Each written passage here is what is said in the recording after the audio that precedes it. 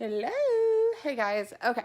So today's video is for my clients, but it's also for hairstylists because it's the shit you should be telling your clients, because when they're sitting in your chair, they need to know this so they look beautiful all the time. All right. And don't mind my sweatshirt. Hair's not done. Looking like a fucking hot mess. Just kidding. Had to stay home today, which caused an uproar with my clients, but Harper was sick. It's the first time I've stayed home in about a year with her being sick. I stay home, I have days off with her. But anyways, so disregard this. All right, so let's first start with at-home care. So first of all, why do you guys think I'm telling you to buy your shampoos from a salon or like a beauty supply store and not where you buy your food? Well, first of all, there's a way the chain works. So say, let's throw out a brand, Redken. Redken creates a bottle of conditioner. Now that fresh batch is first sent to, hello, us, stylists and salons. Then whatever we don't purchase, they send over to places like beauty brands, Ulta, Sally's. There's still beauty supply stores. Then that same bottle of conditioner has been sitting in a warehouse, and God knows what type of temperatures. And that stuff that's been sitting there, it's compromised what's inside that bottle. So then it gets now sold to Target or Walmart. So if you, I guarantee it, okay, so go and buy a thing of conditioner from Walmart and the exact same of conditioner from a salon. Pick Redken, Joico, Matrix, any brand you want, and you're gonna see that the salon conditioner is creamy and rich, and the one from Walmart is like watery and diluted, because it's crap. It's been sitting in high heats, it's expired, God knows what it's been through. So that is one of the main reasons that we tell you why. Also, there's brands like Pantene, and I have clients that are like, oh, my hair feels so good after it. Well, I'll take my shears and I'll grind it up and down on their hair, and literally you'll see wax come off, because there's wax that's put in it to make your hair feel good, but it's really not doing anything. Oh God, my hand's getting sore already. Okay, that works. Okay, so then you want to make sure you're getting a good shampoo and conditioner that is meant for you. So do you have fine hair, thick hair, coarse hair, curly hair, frizzy hair? Is your hair dry? Is your hair oily? You need to make sure you're getting the right shampoo. What works for Sally may not work for you. So I make sure that when I have you in, it's like your own prescription of products that I'm telling you that are good for you. I'm not just telling you that to sell them to you, because sometimes I send you guys to Ulta to go get products that I don't have because I think it'll be way better for you. So always keep that in mind, that when you're at Target or Walmart or King Soopers, you're getting what you pay for, essentially. You know, it's just like a haircut. Go and get a $15 haircut. Guarantee it's going to be wonky. Same thing with your product. All right, shampoo. Shampoo is just for your scalp. It's like a face wash for the skin on your head. It's going to clean the dirt, the buildup, the pollution, all of that crud, and it has a pH balance in there to keep your scalp healthy and happy. It's another reason why it's important to have a professional brand versus Herbal Essence or Pantene. They do not have a pH balance, and all of those guys are not color safe. So shampoos for the scalp, you don't need to sit there and scrub on your mids and ends, because then you're removing the essential oils and conditioners that have worked your way from your scalp to your mids and ends, drying out your mids and ends. Next up, conditioner. You'll feel me give you a nice head rub with the conditioner, but at home, I don't want you doing that. I want you starting from here, working it down. And if you have any left on those little fingers of yours, come up through here. But don't rub. Don't rub on your scalp. Your scalp already creates oils. So why are you going to add more oil? Like, take a foot cream, rub it on your face, and let me know how it feels. It won't be good. Shampoos for scalp, conditioners for mids and ends. Okay?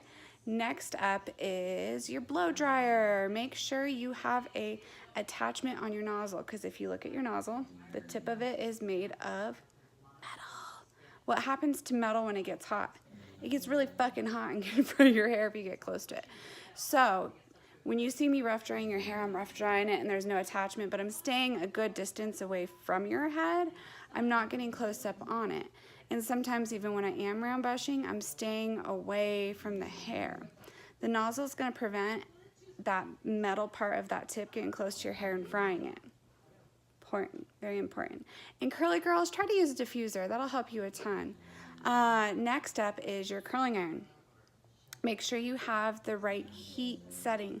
I mentioned this in another video, but you don't need to use anything above 350. And when I tell you to turn down that damn heat, it does not mean go a million times over one strand of hair. It means just go a little bit slower over that one strand. Maybe if it needs a little pop, do it.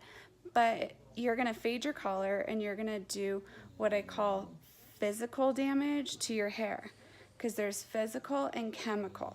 Chemical is when somebody bleaches the crap out of your hair, and physical is when you do heat damage to it. And you'll start to see at the ends of it when you've done heat damage, it's like these little bulbs will start to happen.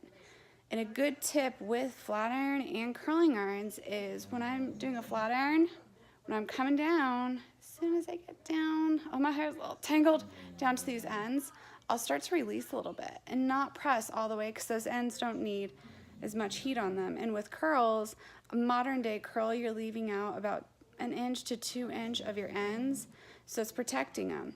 When you're curling with the curling iron, if you want to have beach waves, what you want to do is, I say, start in the front of the face, make sure you curl away, and then the next curl behind that one, you're going to curl towards, and the next one away, because what you're going to do is you're going to make the curls bounce off of each other.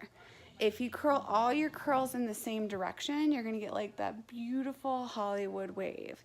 And start from your root area. A, it's going to give you body, and B, it's going to protect your ends. Because when you're starting at your end area and you're rolling up, you're adding heat onto already hair that's been lightened and it's been on your head forever and it's been a little traumatized. So start with the more virgin hair that's at your root area. Next up is hairbrush. So my favorite hairbrush to use is the wet brush. Your hair can stretch up to 50% of its elasticity. So when you're using like a hard comb or a hard brush and you're pulling through it, it's just yanking through those fucking knots. It's pulling straight through them. And if you haven't stayed on top of your cuts, you're gonna have a lot of breakage on your end. What a wet brush does is those bristles are really soft. They maneuver through your hair. Put it on a toddler's head and they won't scream. It's really soft, it's really gentle, and it's good for the hair. Next up, well, I have a lot of you ask, I don't want a haircut because I want my hair longer. Well, you gotta cut it to keep it growing. Whenever I do like a big cut on someone, within a few months later, they're like, oh my gosh, it's so long. It's like Rapunzel. They're really not saying that, but they're really saying that it's long. Because dead ends are like a wildfire. If you have that much of it and your hair is wet and you're stretching that shit, it's snapping. So you're getting growth from here, and if your hair was healthy, you'd be getting that full 1/4 inch to full inch a month. If your hair is unhealthy, you're still getting some growth, but maybe you're only getting 1/8 of an inch, 1/4 of an inch, way less than what you would get if your hair was healthy. So that's why it's important to stay on top of cuts. If you have a cut that is shorter, that you like to keep the shape, I say every 4 to 6 weeks. At 4 weeks, you're gonna start to feel a little bit of length and feel that weight come back in. At 6 weeks, that cut that I put in is gonna be gone. So short cuts are really good for low maintenance in the morning styling. They're quick, they're easy, but they're high maintenance on the flip side because you need to be in my chair more often to maintain them. Oh my God, can you guys hear Izzy?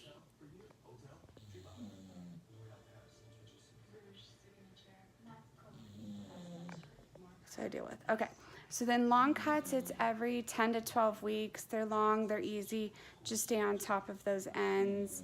Here in Colorado, I always tell my girls do a hydrating mask at least once a week.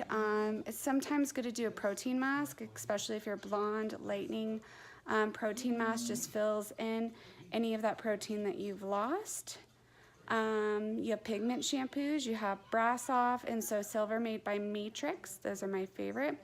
Once a week. If you use them more than that, you're gonna get super ashy. And if you go, why is my blonde darker? It's because you're adding more ash in. There's also some other really cool like watercolor shampoos for vivid colors like purples, pinks that can help keep it fresh and last longer for you. Scalp irritation, Redken Scalp Relief has a really good shampoo if you're getting dry and itchy scalp in the winter. It's because you're cranking up the heat, especially in the car. That heat's drying out your face, your skin all over. It's gonna make your scalp dry and itchy. So that Redken Scalp Relief does the trick to clear that up. Oh, if you start to feel, I just got a message from a client. If you start to feel like there's like, your hair just is like sticky or it's just like not feeling good, feels like there's something on it, a good clarifying shampoo, Kevin Murphy has a really good one. Clarify your hair, leave it on for 5 minutes, wash it, but please take note, if you have hair color in your hair, it might pull some of it. So if you have a great gloss, don't do it right after you add a fresh color. Also, having a good color safe shampoo and conditioner is very important 2 weeks after a color service because it's going to keep your pH balance there, that cuticle lockdown. After 2 weeks, put that shampoo and conditioner away. My favorites are Aveda's Color Safe, Redken's Color Safe. They have a magnetics and then a red bottle. And I said Aveda, Redken, and Lanza. Yes, those are my 3 favorites. And then styling products. Redken, their Guts 10. It's a foam spray and lifter. It's phenomenal. It's not going to feel like there's a grit. With Redken, everything's labeled with numbers. So 10 is like a mid. I think goes all the way up to like 28. 28 is like fucking cement. So that you'll know with Redken. The best oil, there's 3. Lanza's healing oil. I put that in every single client. Everyone loves it. It's UVA, UVB, heat protectors. It adds volume as an oil. You just change up how much oil you use. Moroccan oil, they have a light version for fine hair and regular. I'm iffy with that one because the smell is very prominent, so you have to like it. And the other oil I like is Ghost Oil by Verb. When applying products into the hair, my favorite time is to do it as soon as you get out of the shower and you wring out your hair, put those products in and comb them all through. You're gonna get consistency every single time. If you wait till your hair starts to dry up and put it in, you might get more volume one day versus the other, and that's why, because water dilutes down the product. So when you have a consistent amount of product you know you use once you take that towel off your head off the shower, consistency. Oh yeah, when you're conditioning your hair, before you can put your conditioner in, wring out your hair. Imagine taking all that water and putting it in your conditioner bottle. It's gonna dilute it down. That's a major tip. And I think that's it. Oh, and who wants to know who the winner is of the Puff Me Volumizing product? April. When I see you at your next appointment and you're in my chair, I'll have that product for you. Love you guys. If you have any questions about products or anything else, let me know. I hope you enjoyed my informal, not much makeup look, and I'll have another video up for a hairstylist.